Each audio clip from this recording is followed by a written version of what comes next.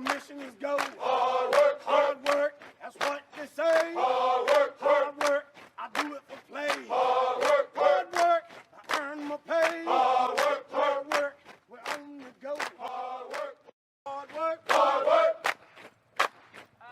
hard work, hard work, hard work, work. There you go. Hard work, work. Everybody doing it right. Hard work, that's what they say. Hard work, earn my pay. Hard work, do it every day. Hard work, get up out of 2:45. Hard work, got to go and earn my pay. Hard work, put my boots on and lace them up. Hard work, I got another day to work. Hard work, that's what they say. Hard work, I earn my pay. Hard work, I don't rock, move on now. Hard work, got to go make the call. Hard work, banging on the doors in the morning. Hard work, get up and let's go to work. Hard work, you pack up the shoes. Hard work, you load them up. Hard work, manifest. Hard work, you gotta do it right. Hard work, and here we go. Hard work, with the sun, I'm ready to rock. Hard work, I'm earning my pay. Hard work, that's what they say. Hard work, we going on out. We gotta go and do the job. Load them up on the airplane. In the early morning rain. Hard work, that's what they say. Hard work, let me hear. Hard work, turn it up. Hard work, fire it up. Everybody on the plane. Gotta sit 'em on down. Hard work, the engines are on. Hard work, the mission is go. Hard work, that's what they say. Hard work, I do it for play. Hard work, I earn my pay. Hard work, we're on the go. Hard work, hard work, hard work, hard work, hard work, hard work, work. There you go. Hard work, everybody doing it right. Hard work, that's what they say. Hard work, earn my pay. Hard work, do it every day. Hard work, get up out of 2:45. Got to go and earn my pay. Put my boots on and lace them up. I got another day to work. Hard work, that's what they say. Hard work, I earn my pay. I don't rock, move on now. Got to go make the call. Banging on the doors in the morning. Get up.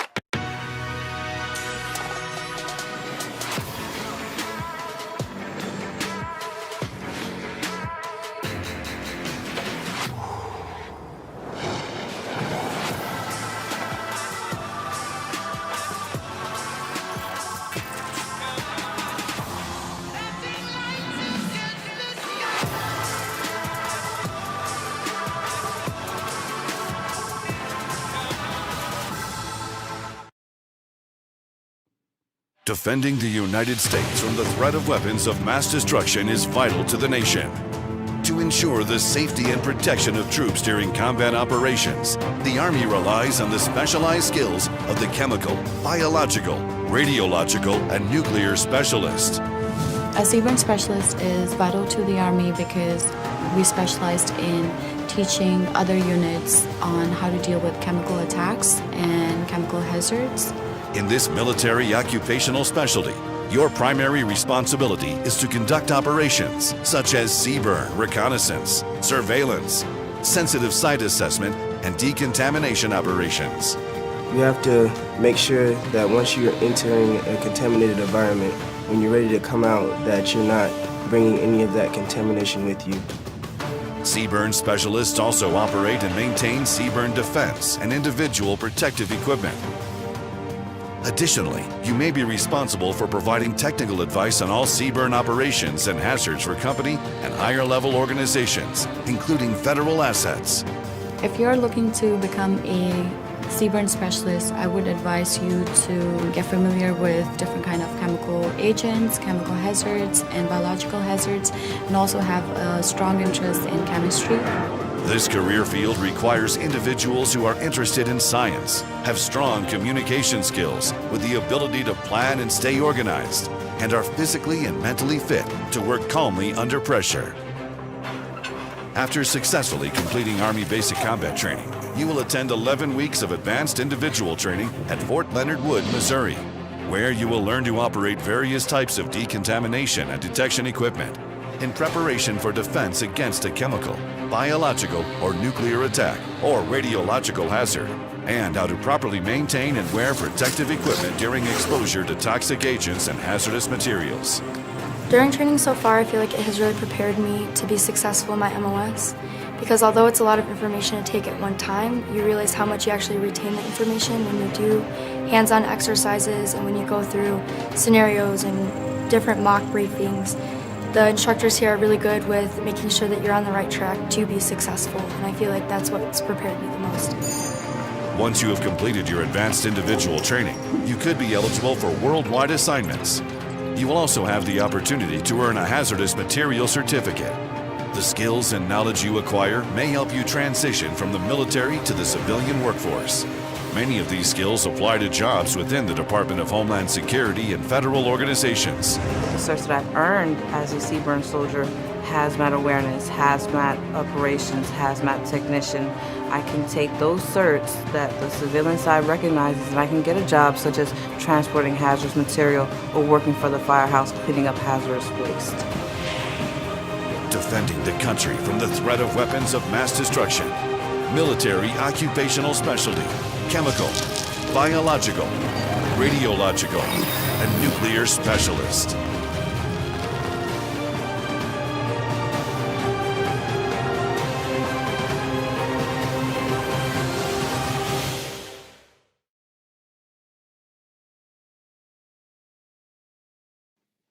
I didn't get a warning for this. Welcome everybody for the next Soldier of the Hour. We have today, got a little feedback going right there. Sorry.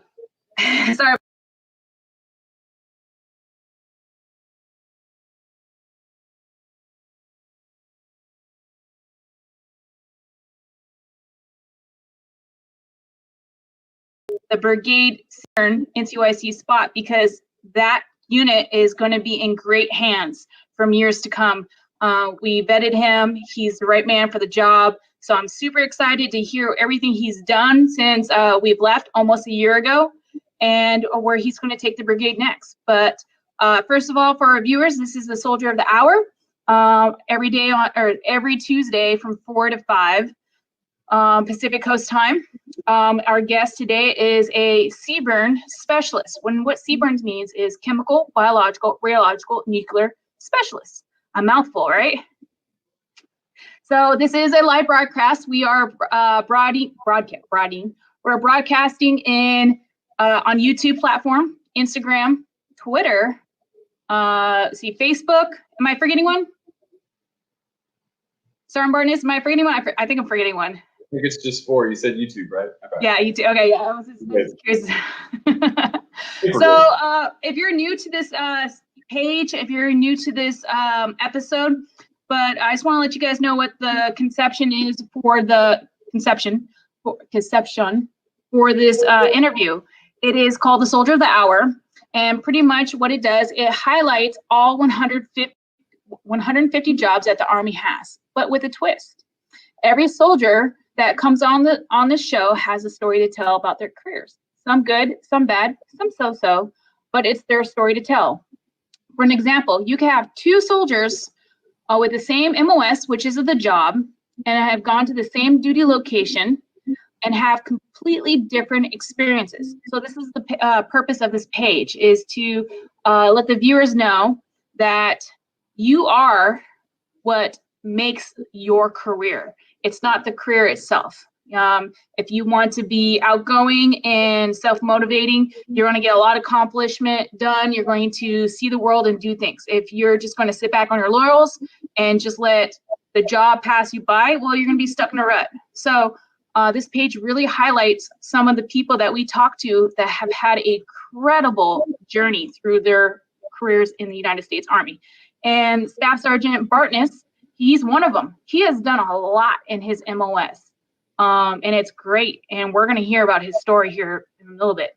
So I want to welcome my guest, Staff Sergeant Casey Bartness. He's a 74 Delta. He's been in for about 9 years, almost 10, and he's done nothing but chemical, which is also my MOS, but I've been in and out of my career. So I'm going to switch it over to the expert. Sergeant Bartness, tell me a little bit about yourself. So, like you said, Casey Bartness, Staff Sergeant. I've been in the Army for 9 years, going on 10. In May will be my 10-year mark. Served at 4 duty stations, include a 1-year tour overseas in Korea. Yeah, good times over in Korea. Really enjoyed my time there. I've served in every facet, from an opposition forces soldier operating replicated chemical WMD labs, chemical weapons of mass destruction laboratories, replicated for training environments, to driving battalion commanders around the places they need to be, to operating on a mounted reconnaissance platoon and a striker platform, doing mounted CBRN reconnaissance in the middle of hot zones, and all the way down to the dismounted CBRN reconnaissance, actually getting to do some exploitation and assessments on buildings and towns and areas like that. And most recently, serving at a brigade headquarters, training and evaluating 4,200 soldiers and 7 battalions on their ability to mitigate and defend against CBRN threats.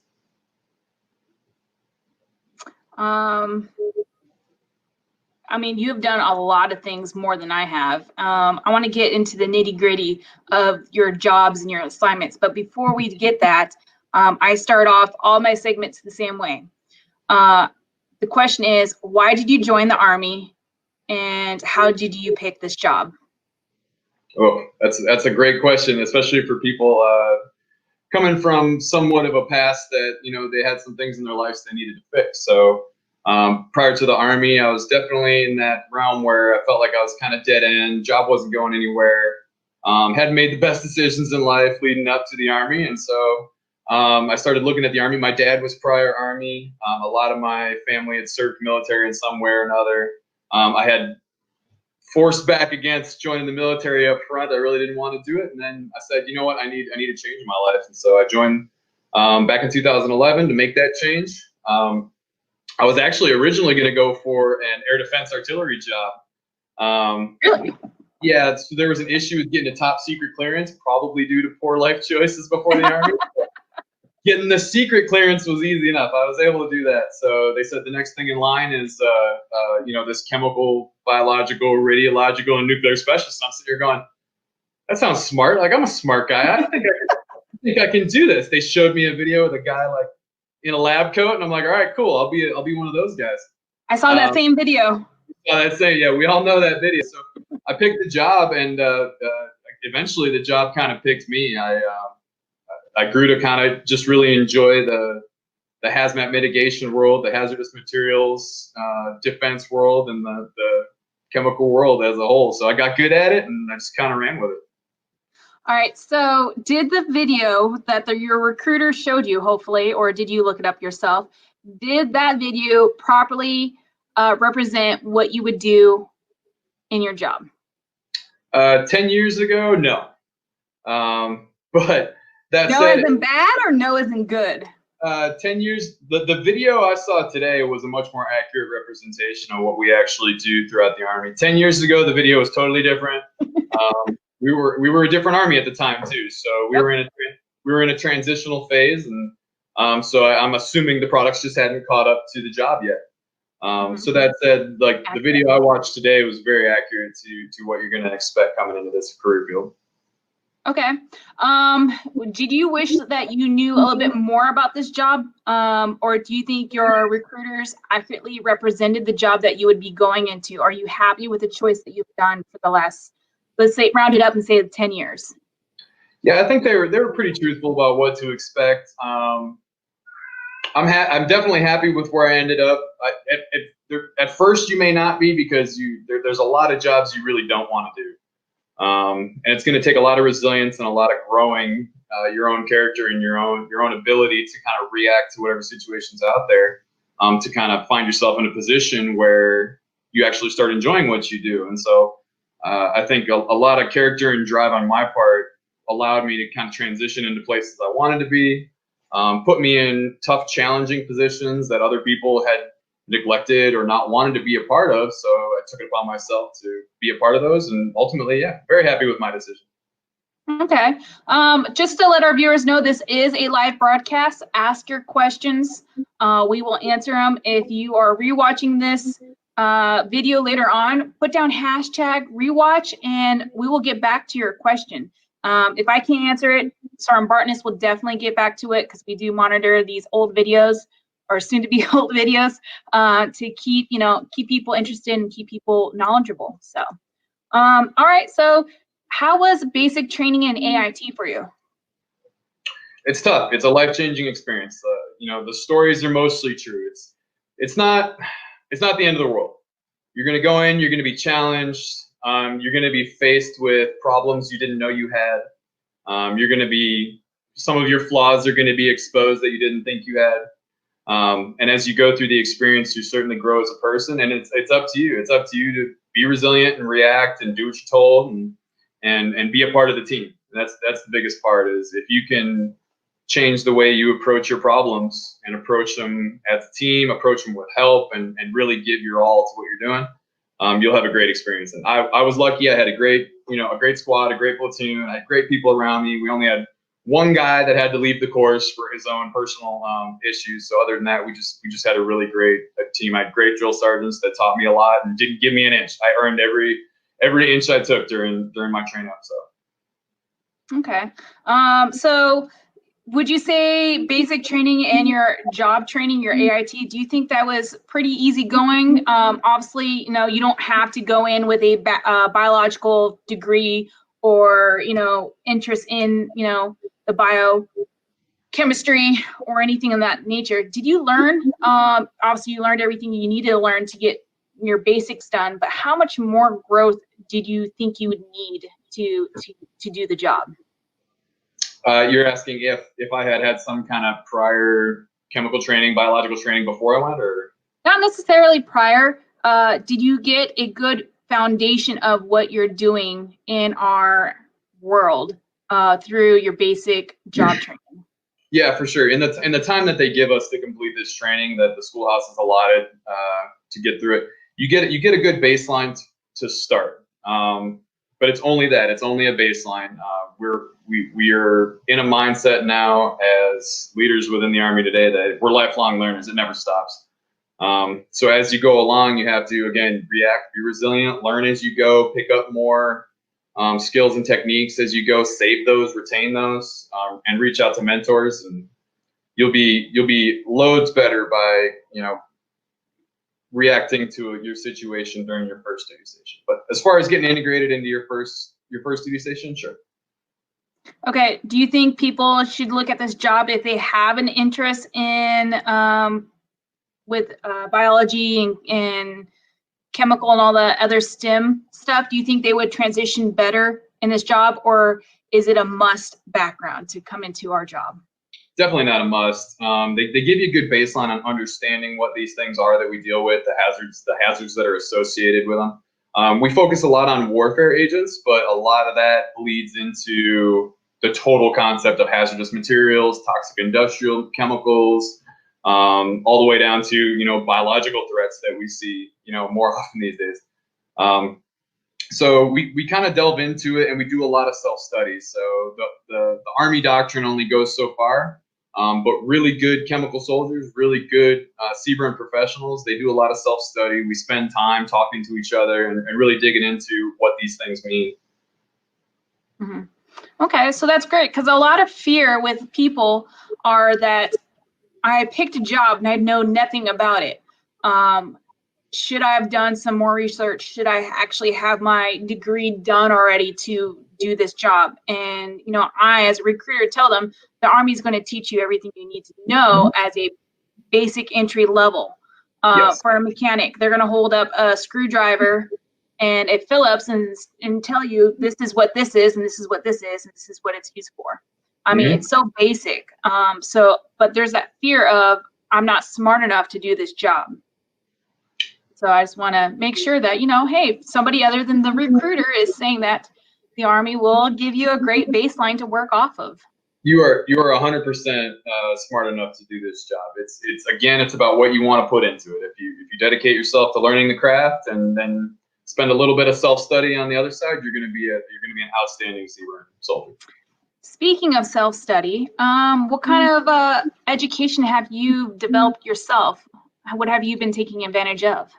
Yeah, so I'm currently enrolled at Post University for an emergency management homeland security degree program. I've used tuition assistance to help me get through a lot of that. I was doubling down on some classes. I was taking a lot of classes at once, so I dipped into FAFSA to help me kind of supplement my ability to take classes, because TA caps you out per semester, so there's only about so much you can use at once. So I've been going through Post University for that. I've been ongoing for like 5 years. Things, kind of take a little bit longer in the Army, but you get there. And I'm using a lot of the skills I've learned in the Army to actually feed into that degree. It relates almost directly to the things I've done with the Army. And the great thing is that you have those areas. You have the tuition assistant, we call it a TA, and then you have the FAFSA, and you don't have to touch your GI Bill or your Montgomery GI Bill. So that's the great thing. Once you retire or get married and have kids, you could push that down to your loved ones, and that's half of their or all of their degree plan is paid for. So it's great. And that's great that you're taking advantage. A lot of people, they're like, yeah, I'll wait until I get out. Like, don't pass up that opportunity. Free. Even if you do one class at a time, it's important. Yep. All right. I know you, speaking of furry babies, I know you have one or two. I got my two running around somewhere. I think they're waiting for attention when we get down here, so they're just hanging out. So they get jealous when I talk to people. They want to be in on it. Is your chain of command supportive of you doing college during work hours, or they say only strictly after hours? Oh, I don't know. I guess I haven't asked the question. In some cases, sorry to interrupt. Go ahead. But I do it on my own time.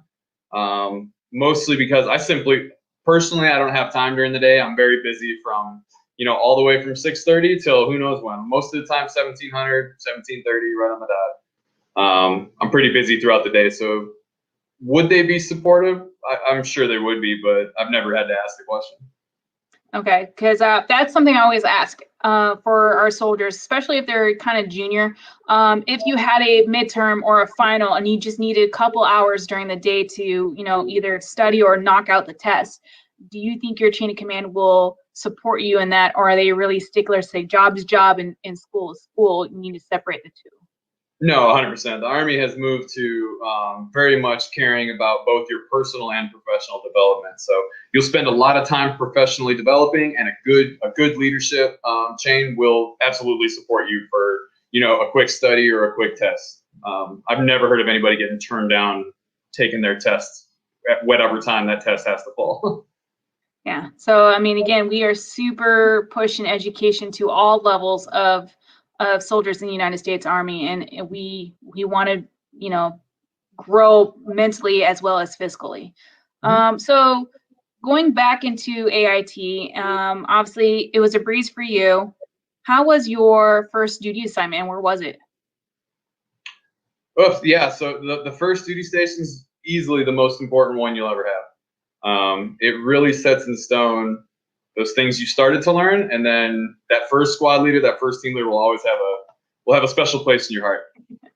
So my first duty station was right out there in lovely California. However, it's not the not so lovely part. I was in Fort Irwin, California, right at the edge of Death Valley. But don't let that detract from. I laud it as one of the best places I've ever been. It's a small station, so the family feeling there is really tight. You kind of know everybody when you go there, so it's really nice to be able to walk around post and know everyone.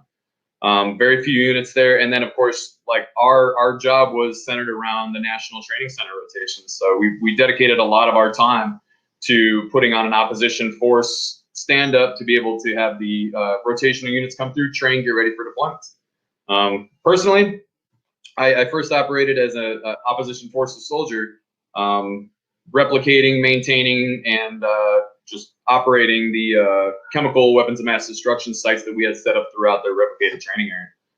So I was kind of one of the targets for the rotational guys to come through, and hopefully they notice that I'm out there doing bad guy stuff, and they're supposed to come catch me and exploit that site.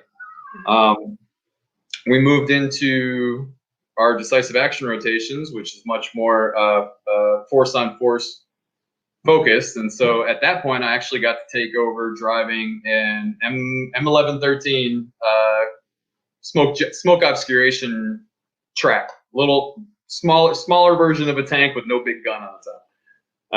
But we had a Coyote system smoke generator on the back, and we got to roll out into the field, and we went with the heavy armor units, and we actually got to blow large scale obscuration for all those guys as they were maneuvering within the training area. And finally, I finished out that duty station driving for the battalion commanders. So I literally spent my first 3 years in 3 very unique little mission sets I had.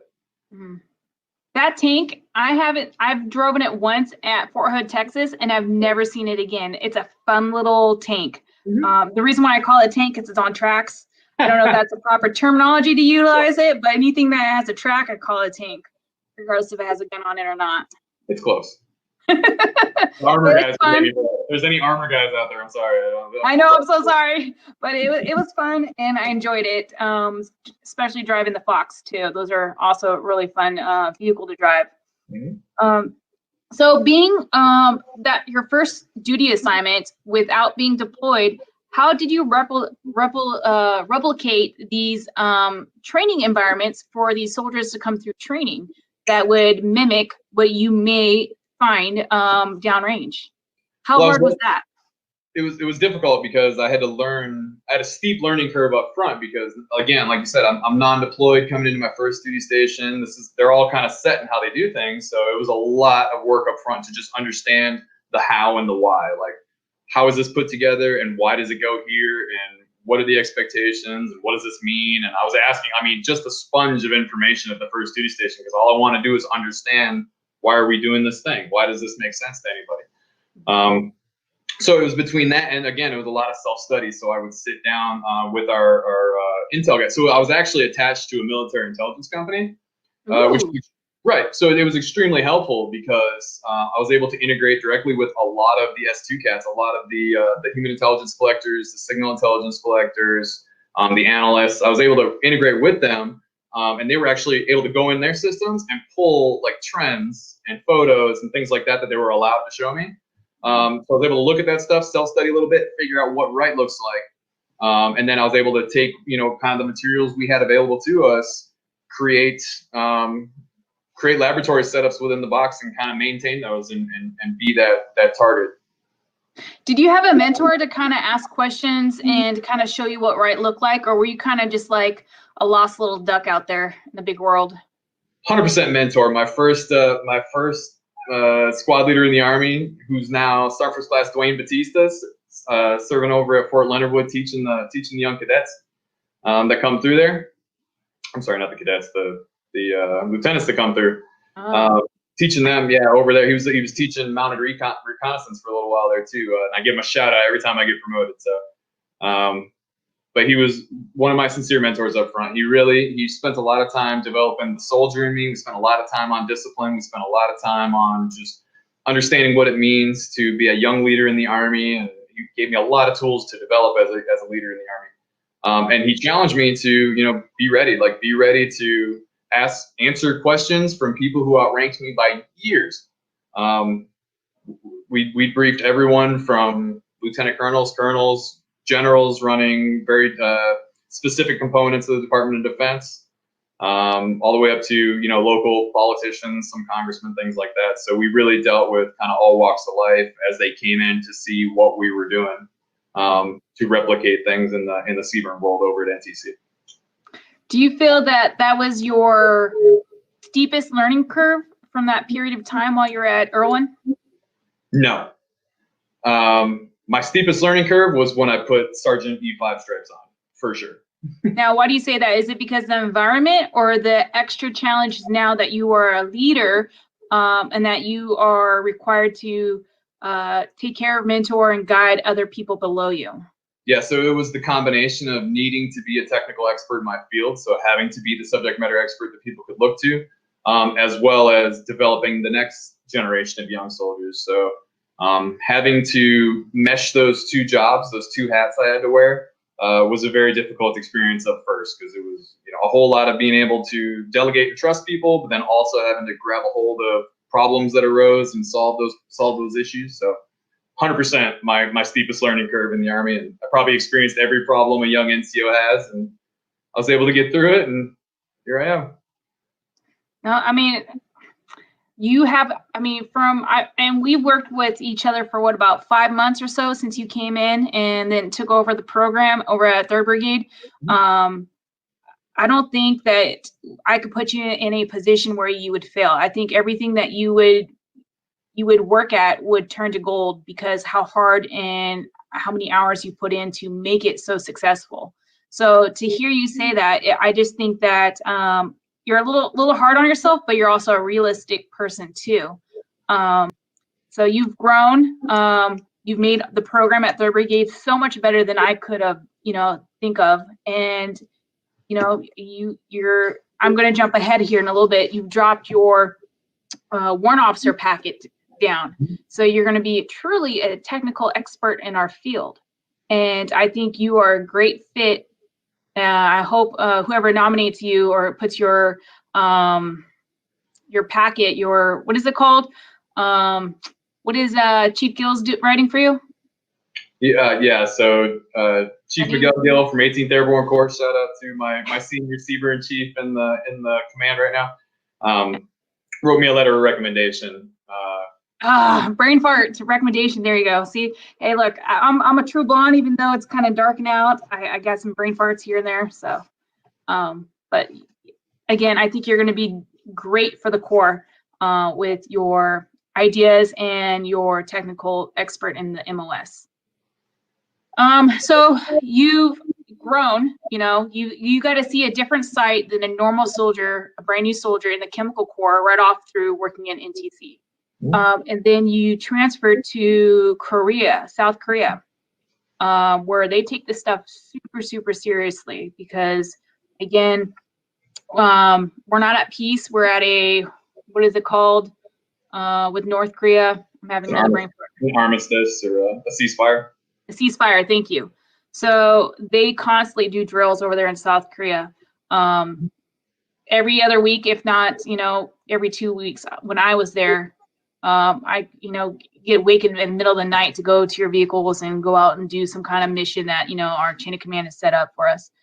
They take it super seriously down there. But how was South Korea for you? Another duty station I really, really enjoyed. What rank were you at the time? I was a specialist the entire time. So it actually took me getting to Fort Bragg before I was able to put on NCO stripes for the first time, which was about 5 years into my career. I considered it a very good time for me to transition. But I was a specialist in Korea. I stayed a specialist in Korea, which is key. Don't go over there. Don't be giving out the Army secrets now. I didn't get right. So I went over. I put my best foot forward. I had the unique opportunity to work with another amazing Sergeant First Class, Jose Salinas, who's now a Warrant Officer 1. Congratulations. I'm following in the footsteps of some of my mentors, which is, I hope it works out for me. It'll fit you really well. Yeah, here's hoping. I'm anxious. It's all anxiety now, so we'll see what happens. But I had a unique opportunity to kind of stand up a platoon with him, and this is where I first learned some of the more technical aspects of working in the CBRN world. And it was in a mounted reconnaissance. So you had the Fox, I had the NBCRV, the Nuclear Biological Chemical Reconnaissance Vehicle. Wrapped up in the Striker. Yeah, right. All wrapped up into a Striker. So like $3 million worth of stuff, like all wrapped up into one little 8-wheeled tank rolling around.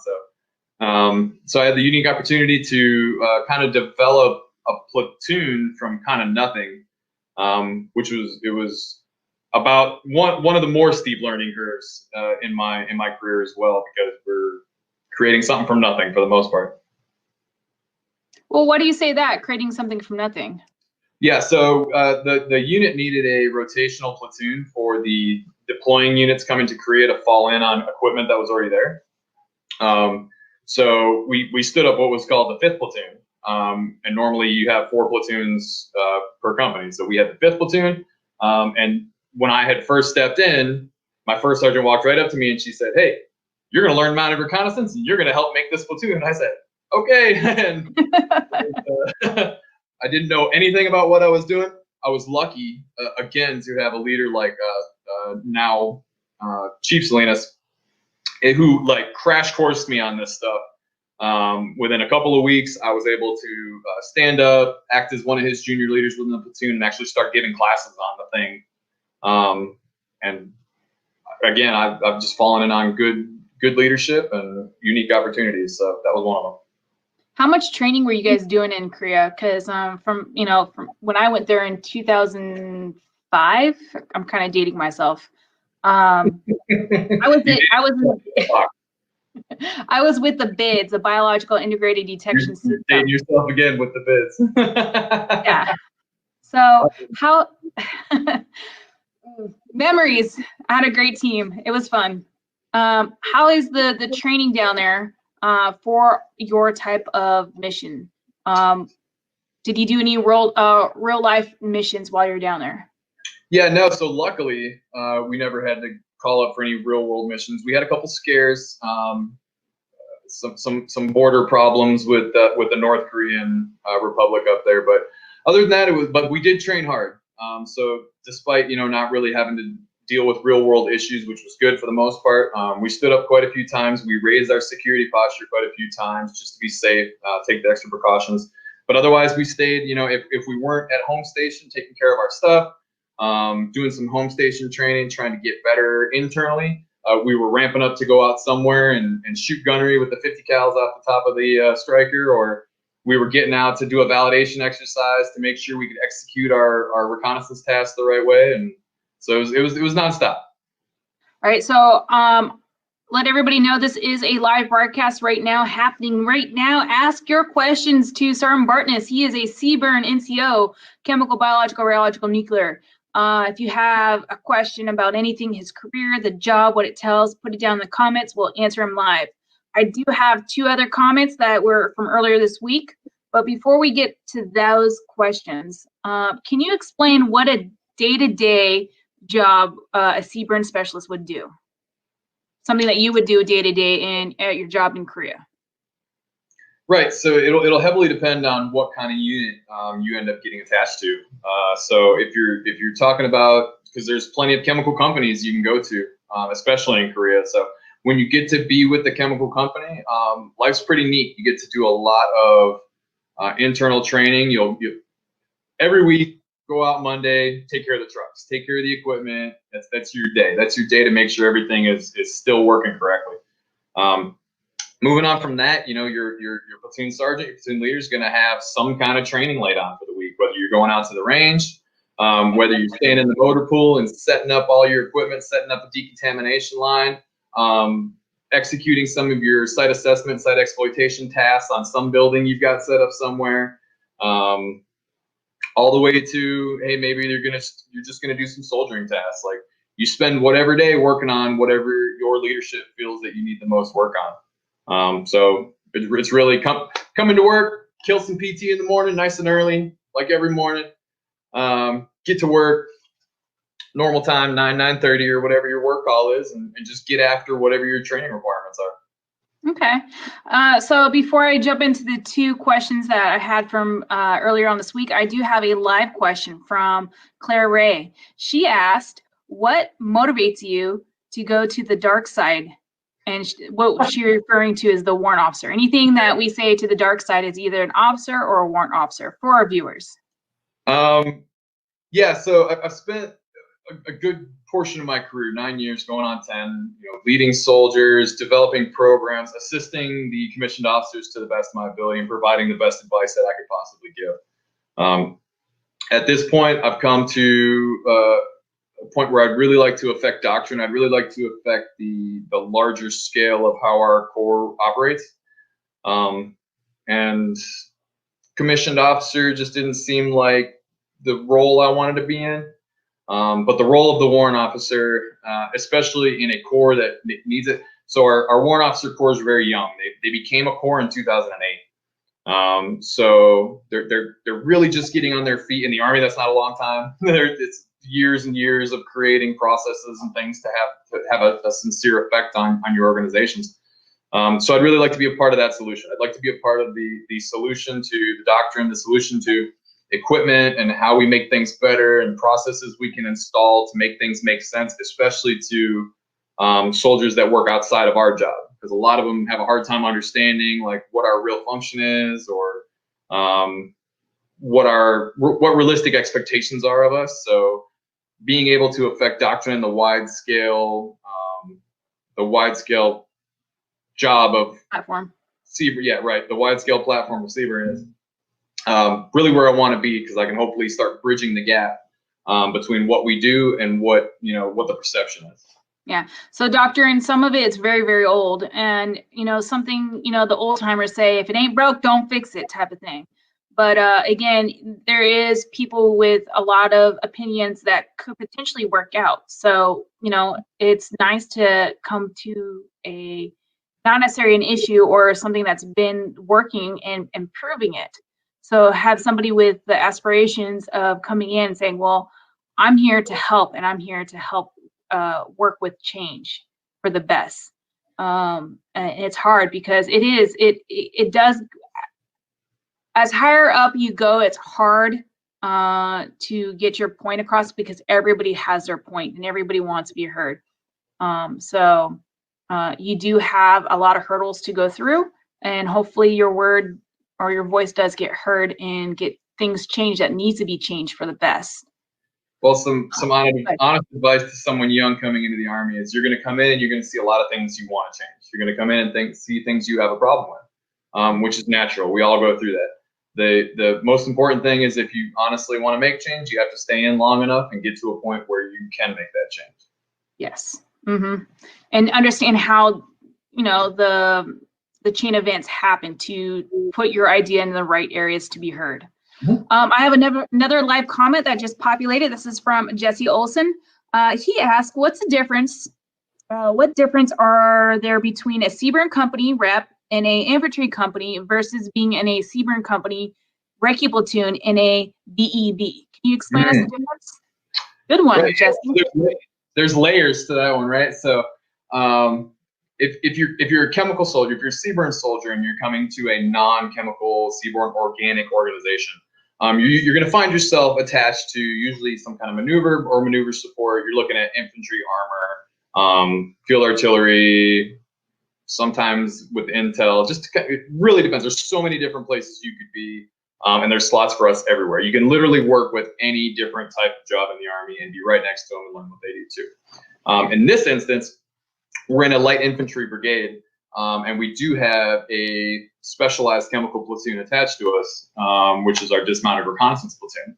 So soldiers that come into units like mine can expect to be in one of those two areas. They're either going to be with a platoon doing specialized chemical training, or they're going to be with some kind of company, whether it be infantry, armor, whatever it may be, working with those people. So coming to work in one of those companies, one of the non-chemical, non-CBRN companies, you can definitely expect to be maintaining a CBRN cage. So there's a cage at the company level, which literally contains pretty much every piece of chemical equipment within your organization. And you're going to be directly responsible for the maintenance, the upkeep, and then ordering parts and things like that. So you'll be working very closely with maintenance personnel, very closely with your commander, in order to make sure that cage is well taken care of.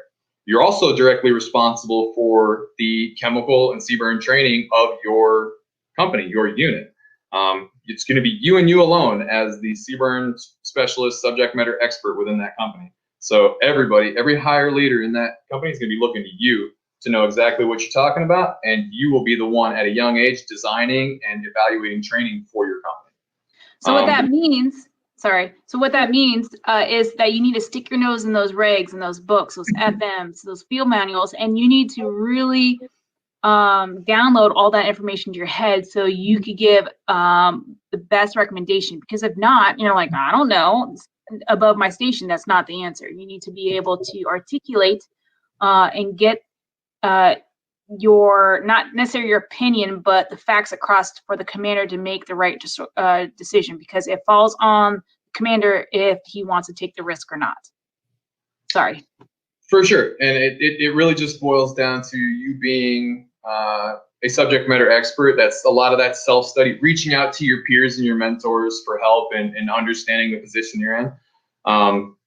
And then again, what's nice about it is if you're willing to step up to the plate and actually, do the things that are expected of you, you're right there with the commander. You're right there with the first sergeant. You're right in their ear. You're that person they're going to for these things. And it's always a good look to be right next to the boss and making sure that they're squared away and making sure that the unit is up to snuff on everything they're supposed to be up to. And it's a good place to be if you're willing to take on the challenge. Mm-hmm. And speaking of challenge, everybody hates our job until they need it. And then they look at you and are like, well, how come you didn't tell us? You know how difficult it is to get people just to work in their job field with their MOP gear, their mission-oriented protective posture, just for a couple hours. It's like pulling teeth, I swear. Mm-hmm. But, when they go out to NTC or JRTC, they're like, teach me. I'm like, where was your training throughout the year? Well, it's that for sure. And it's also understanding how you integrate and what's important to your commanders and how you best integrate with their needs, for sure. So let's jump out of South Korea and let's move over to your third duty assignment over at Fort Bragg, North Carolina, I think it is. Mm-hmm. Okay. So tell me, that's where you put on your stripes. What have you learned? What have you explored? How did you grow from that duty station? Fort Bragg tested me in many ways. My operational tempo has been real high pretty much everywhere I've went. Fort Bragg is no exception. I think I counted back, and like out of the 3.5 years I was there, I was TUI for like 2 of them. So, I was away from the duty station. I was out and about training or somewhere, right? So, it was fast paced. And again, I was a young sergeant. I was a young non-commissioned officer learning how to do non-commissioned officer things. Yeah, definitely a steep learning curve. I probably experienced every soldier problem in the book. Got them through it. I rehabilitated some. I had to lose some others. They had to get out of the Army because they weren't a fit. So you kind of go through the highs and lows of leadership doing that. But I was able to, again, experience three very different aspects of working. I came in, I was working again in the Mounted Reconnaissance Platoon. So I was up on the NBCRV. After that was my first taste of dismounted reconnaissance, which I found that I sincerely enjoyed. You felt more connected to what you were doing. So I was able to, put the suit on, put the big bubble suit on with my scuba tank on my back. I was able to go down and actually do some pretty cool sampling and exploitation and assessment of sites that that we were training on. Mm-hmm.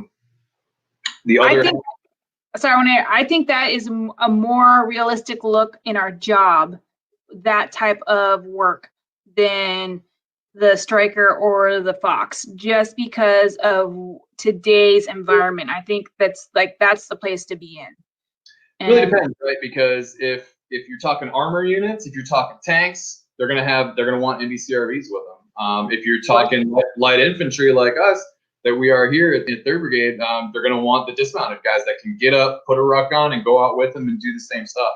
So we're versatile.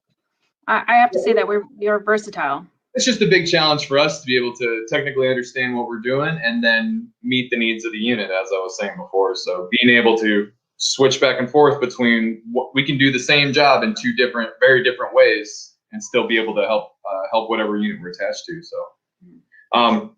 The other part of my experience at Fort Bragg was mass casualty decontamination. So we trained under a response force through the Department of Defense called the Domestic Chemical Response Force, which is where we were activated for a year at a time, usually, to be on call to respond to any domestic problems. And that's not necessarily like a domestic terrorist incident, but anything from a tornado ripping through an area and destroying a chemical factory or some kind of plant where there's a large scale contamination. we train to go out and help mitigate those problems. So I was able to run a very large scale mass casualty decontamination area where we would be integrated with FEMA, integrated with, you know, the FBI, integrated with the local police, local fire departments. Super interesting to be able to like understand how people outside of the Army and people outside of my immediate job scope, how they operate and how do we integrate with them. All right, so I want to remind our viewers we're down to the last 10 minutes. Ask your questions to Staff Sergeant Bartness if you have a question, so we can get them answered during our time frame. If not, it's okay. Leave your question down and we'll still answer them. I do have another live question. I don't want to say your name because I'm going to butcher it, and I apologize. But their question is, what skills have you earned that you can use in the civilian world by being in the job that you are currently in? Oh yeah, I mean, the transferable skills from the Chemical Corps are almost countless sometimes when I start looking back at it. I'm certified by the National Fire Protection Agency as a hazardous materials technician, which bleeds into everything from environmental safety to hazardous materials analytics at any kind of agency you can think of. Every federal office, federal building, airport, state office, state building, every single one's got a hazmat response team, a hazardous materials response team, and a plan and an SOP driving what they're doing. So professionals that work in the Army in the capacity that I have, we learn skills of understanding mitigation and how to create safety in a workplace to avoid hazardous materials spills and contamination, understanding when spills happen, how to actually like stop that spill. We've learned how to plug and patch and do things where we can actually stop spills from happening on the spot. All the way into more technically focused things. There are jobs within state and federal agencies, within the CIA, FBI, NSA, where you can go out and actually conduct sampling missions, actually go out and conduct exploitation missions, go into a place, take a sample of something, wrap it up, get it to the people who need to take a look at it. And if it's something that was malicious in intent, hopefully get somebody arrested for it. So. Wow. Hopefully that answered your question. So, and then what other stuff can you get certified in if you stay in longer, other than a hazmat? Yeah, hazmat's the big one. But you can become an incident commander, which actually links you into any degree of working with FEMA and commanding incidents. You become really good at QA/QCing of paperwork, QA/QCing of processes and SOPs. So it can drive you into any amount of clerical work on the outside if that's really your business, if that's how you want to approach it. But the biggest scale of what we learn is very much hazardous materials associated. You can get confined space certified, which authorizes you to go into confined spaces, conduct rescues on people that are within confined spaces. You can get certified like through OSHA and everybody else to oversee that kind of work, confined space work, or any kind of restricted work where you would need to don some kind of mask or breathing apparatus to be in that environment. Mm-hmm. We get a lot of training that can bleed into first responder world, so any kind of hazmat first response.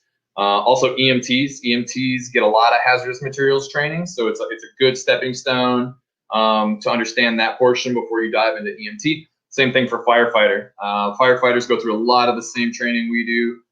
Like I said, we get certified by the National Fire Protection Agency, so it's all it all bleeds together, and so it can help you get into a lot of the first responder realms, but also the program management realm. If you're more of a clerical person, you can get behind the scenes, go to an office, put together a program, train people, and work on the defense portion of it too.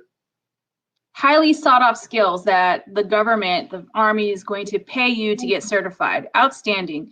And something like this, you could get certified within how many years do you think it would be? Somebody that has to stay in for more than 10 to get these certifications, or can you get them fairly on early in your career?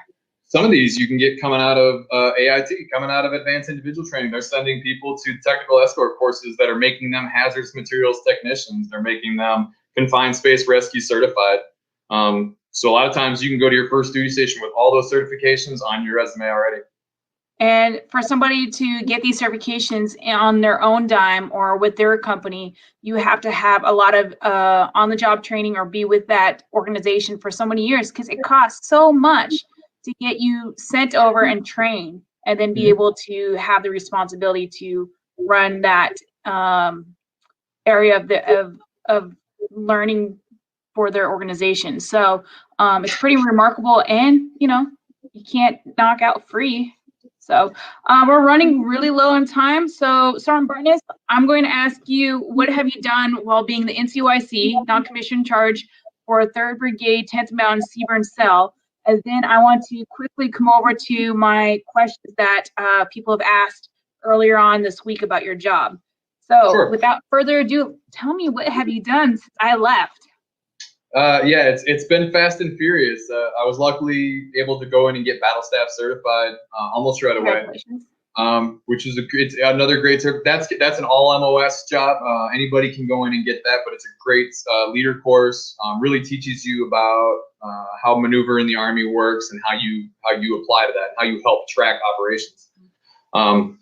And a large portion on decision-making processes, which are just crucial to everybody, not even just the military. So outside of that, I was able to assist with, in actually NCOIC, a lane for the first expert field medical badge here on Fort Polk in like 7 years or something like that. So I was able to go out and work with the medics real closely, learn a lot of the medical job and how we integrate in the medical community, which is pretty substantially in some cases. Excuse me. Moving on from there, it's been a fast and furious fight to develop our SOPs, develop our programs, reintegrate ourselves as a more crucial part of the fight. I was able to successfully get our budget raised, which has been nice. That was a big clutch one for us. So we raised our budget from $468,000 to $1.8 million. And we have a really small sliver of the pie, but our equipment is very expensive. So I just have to bring out, I know there's going to be people like, you don't need that much money. Why are you wasting that much money? Our stuff is very expensive. But it was good because, obviously the powers that be recognize that we have a valid claim to needing some funding to ensure we can continue to do the training that we want to do. So that was a big portion of it. And then other than that, we've been developing brigade level tactical operations center plans and operations and how we're going to make this work with our mission set. And it's just been a torrent of training and getting units to follow through and accounting for equipment and doing all those fancy things we do up in an office. And then most importantly, getting my warrant officer packet in on time. Yay! I want to touch on that real quick. So I got my thumbs up from the warrant officer recruiting company today. It's ready to be boarded, so I'm on track. Woo! We'll see. Yes!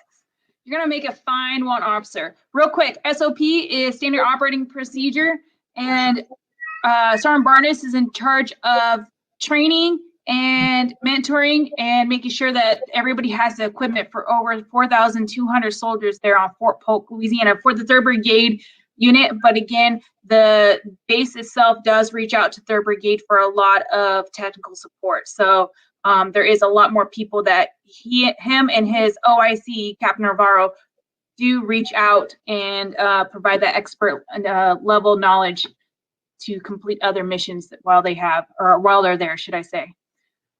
Quickly, why did you choose and I say quickly because we're running out of time, why did you choose a warrant officer versus a regular officer?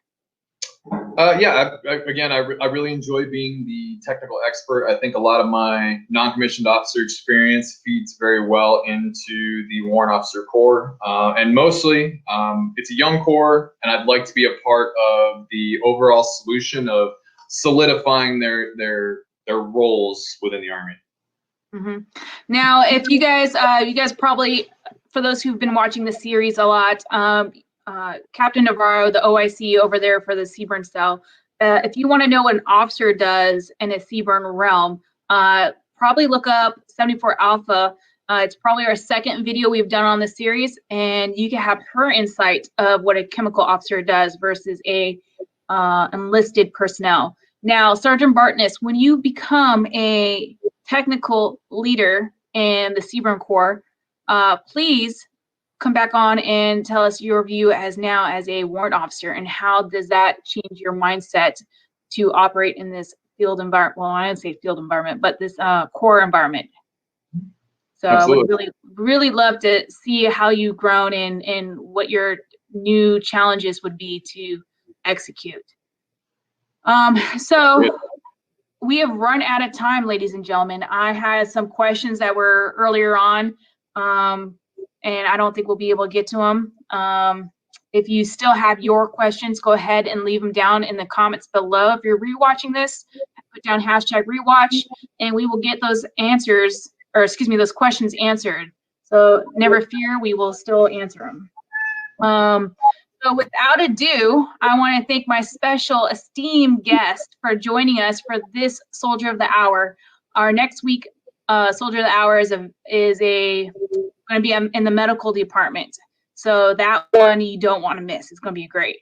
Thank you, Sergeant Bartness. Thank you, 3rd Brigade, 10th Mountain, for allowing us to steal Sergeant Bartness for this hour to understand a little bit more about the CBRN world. And I know that Louisiana just got done sustaining its 2nd hurricane in like 30 days. So you guys are you guys drowning yet? No, we're hanging in there. We're hanging in there. We had a good plan, so. That's good. Everybody's safe. Outstanding. And I really appreciate your time. Whatever you ate, I ate too. I don't know what's going on over there. So again, thank you so much for joining us. For my viewers, it's the same thing I say every time when we close out, especially if you're looking into the Army. All you have to do is be at the right place, in the right uniform, at the right time, and your career as a young soldier will be very smooth sailing. My name, once again, is Sergeant First Class Anderson. I am an Army recruiter out of Paso, Robles, California. If you have a question about how to join, I'm going to leave my information for you guys to reach out. I don't have to be in the same state or in the same town to answer your questions. Feel free to reach out and ask. We are here to serve. Thank you, ladies and gentlemen, and I'll see you next week. Bye. Hard work, hard work. Hard work, hard work. Hard work, work. There you go. Hard work, work. Everybody doing it right. Hard work, work, work. That's what you say. Hard work, work, work. Earn more pay. Hard work, work. Hard work, do it every day. Hard work, work. Get up out of 2:45. Hard work, work. To go and earn more pay. Hard work, work. Put the boots on and lace them up. Hard work, work. Another day to work. Hard work, hard work. That's what they say. Hard work, hard work. I earn my pay. Hard work, work. Move on now. Hard work, got to go make the call. Hard work, banging on the doors in the morning.